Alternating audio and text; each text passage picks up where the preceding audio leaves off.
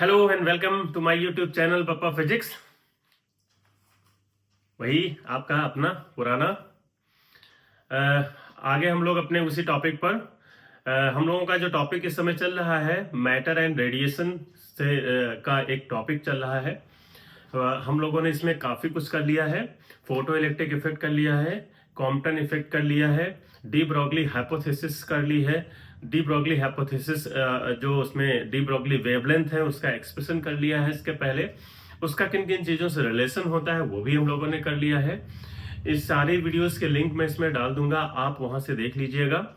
महत्वपूर्ण आपके जो है वो आर्टिकल है इसमें। अब डी ब्रॉगली की जो हाइपोथेसिस थी यानी कि उनकी जो संकल्पना थी, परिकल्पना थी, उसको साकार रूप दिया, या ये कह सकते हैं आप उसका एक्सपेरिमेंटल जो एविडेंस था वो आज हम लोग करेंगे। उसका एक्सपेरिमेंटल वेरिफिकेशन क्या था। उनकी जो हाइपोथेसिस थी वो ये थी कि 1923-24 तक का तो यही माना जाता था कि हमारा जो रेडिएशन है जो होता है वो पार्टिकल नेचर को शो करता है, लेकिन 1925 में या 24 के लास्ट कह सकते हैं, सेशन कह सकते हैं आप, डी ब्रॉगली महोदय ने इस बात को प्रूव किया कि जो हमारे मटेरियल पार्टिकल होते हैं इलेक्ट्रॉन, प्रोटॉन, न्यूट्रॉन, वो वेव नेचर को भी शो करते हैं। यानी अगर मूविंग पार्टिकल है हमारा तो उसके साथ एक वेव एसोसिएटेड होती है। तो आइए चलते हैं। अगर आपको वीडियो अच्छा लगेगा तो आप सब्सक्राइब कर लीजिएगा। हमारी वीडियो को बगैर स्किप किए हुए पूरा आपको देखना है। तो हमारा आज का जो टॉपिक है वो है experimental verification of de Broglie hypothesis, या आप ये कह सकते हैं डेविसन एंड जर्मर एक्सपेरिमेंट भी इसको कहा जाता है, इसलिए क्योंकि दो फिजिसिस्ट थे ऐसे, अमेरिकन फिजिसिस्ट थे डेविसन और जर्मर। इन दोनों लोगों ने मिल करके ये experimental verification de Broglie hypothesis का दिया था। तो चलिए सबसे पहले तो हम लोग अब आ जाते हैं कि हमारे इसमें जो एक्सपेरिमेंट था किस तरीके से आखिर हमारा जो पार्टिकल था वो वेव नेचर को शो कर रहा था, ऐसा क्या एविडेंस उन्होंने दिया था एक्सपेरिमेंटल वेरिफिकेशन के तहत।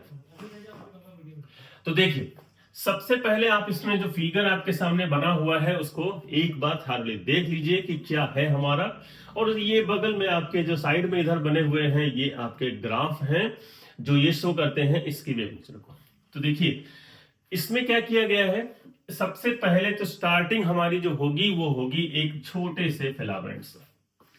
एक फिलामेंट इसमें लगा हुआ है और इसके साथ एक छोटी सी बैटरी यानी लो टेंशन बैटरी इसमें लगाई गई है।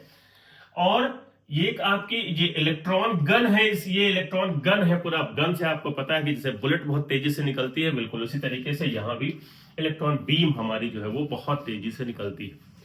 कैसे निकलती है इसको आइए देख लेते हैं हम लोग। देखिए सबसे पहले क्या करते क्या है कि इस फिलामेंट को हम एक लो टेंशन बैटरी से यानी लो पावर बैटरी से हम इसको कनेक्ट कर देते हैं और फिलामेंट यानी तंतु हमारा जो तो सबसे पहले क्या कि हमारा जो ये फिलामेंट है इसको एक छोटी सी बैटरी से हम कनेक्ट करते हैं। और जैसे बैटरी से कनेक्ट करोगे फिलामेंट आपका हीट होगा, इलेक्ट्रॉन यहां से एमिट होंगे, उत्सर्जित होंगे, लेकिन उन इलेक्ट्रॉनों के पास इतनी एनर्जी नहीं होती है कि वो आगे मूव कर पाए, एक्सेलरेट हो पाए। उसके लिए क्या है, यहां पर दो स्लिट्स लगा दी जाती हैं। ये आपका एक एनोड है, एल्युमिनियम सिलेंडर इसको आप कह सकते हैं। ये एल्युमिनियम का सिलेंडर इसमें लगा होता है एनोड। इसके साथ एल्युमिनियम सिलेंडर और यहां पर जो आपका है ये फिलामेंट का जो पार्ट है, यहां से हम एक हाई टेंशन बैटरी इसमें कनेक्ट कर देते हैं। इलेक्ट्रॉन हमारे यहां से निकलते हैं, उनके पास इतनी एनर्जी नहीं होती है कि वो आगे की ओर जा पाए। अब उनको एनर्जी देने के लिए ही ये सारा सिस्टम इसमें डेवलप किया गया है। तो एक क्या जाता है, इसमें स्लिट लगा दी जाती है। यहां देखिए दो स्लिट आपके लगी हुई। स्लिट से जब कोई बीम पास होती है तो वो और थोड़ा सा शार्प हो जाती है। यहां पर एक एल्युमिनियम का सिलेंडर लगा दिया और एल्युमिनियम के सिलेंडर के साथ और इसके साथ एक हाई टेंशन बैटरी, बहुत ज्यादा हाई पावर बैटरी यहां से कनेक्ट कर दी जाती है। वोल्टेज, इसको हाई पावर का वोल्टेज दे दिया जाता है। अब ये हमारा जो होता है यही वोल्टेज होता है एक्सीलरेटिंग।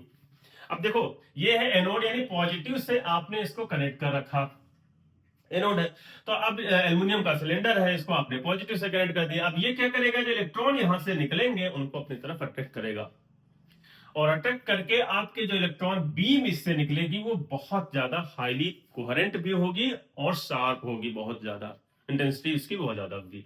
तो हाई इंटेंसिटी बीम इस इलेक्ट्रॉन गन से ट्रिगर होती है, निकलती है, और जब वो निकलती है तो उसके रास्ते में एक रख दिया जाता है टारगेट।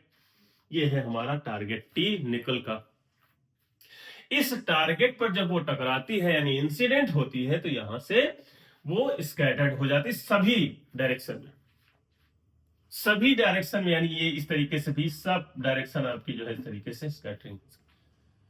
अब जो है करते क्या है हम कि एक ले लेते हैं यहां पर इलेक्ट्रॉन डिटेक्टर, इसको कहा जाता है। ये इलेक्ट्रॉन डिटेक्टर है आपका, जिसमें एक आपका फैराडे सिलेंडर लगा हुआ होता है और एक स्केल लगी हुई होती है और एक आपका गैल्वेनोमीटर लगा हुआ होता है।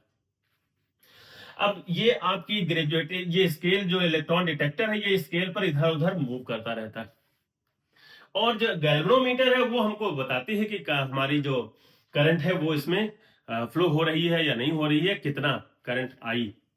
तो अब यहां से करते क्या है, ये जो आपकी स्कैटर्ड बीम है उसको हम इस फैराडे सिलेंडर में कंज्यूम करते हैं, इसको स्टोर करते हैं, और फिर हम एक जो है वो ग्राफ को प्लॉट करते हैं।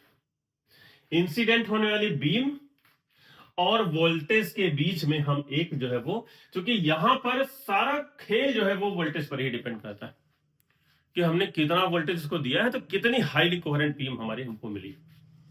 तो हम यहां पर 44 वोल्ट पर देख रहे हैं कि ये हमारा जो कुछ इस तरीके का कर्व हमको मिलता है। 48 वोल्ट थोड़ा और बढ़ाते हैं, 48 वोल्ट पर ये कर्व हमारा जो है वो थोड़ा सा हल्का सा और वेव टाइप का हमको मिलता है एक पर्टिकुलर वोल्टेज और थीटा इक्वल्स टू 50 डिग्री पर।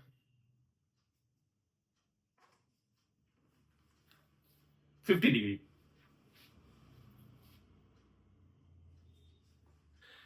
54 वोल्टेज और 50 डिग्री पर हम देखते हैं कि हमको एक बूम या बम्प भी इसको आप कह सकते हैं, बम्प ये अपीयर होता है, ये मिलता है हमको। यानी एक पर्टिकुलर वोल्टेज 54 वोल्ट हमने ले लिया और पर्टिकुलर एंगल भी है, यह भी आपको देखना पड़ेगा, पर हमको यहां पर वेव शेप नजर आता है इसका। जैसे हम आगे बढ़ते हैं नहीं वोल्टेज और बढ़ा देते हैं, इससे वेव शेप गायब हो जाता है उसका। इलेक्ट्रॉन बीम ही थी, उसने शेप जो दिया हमको वो वेव का दिया। इसका मतलब कि हमारा जो वेव नेचर है इसमें वो प्रूफ हो गया।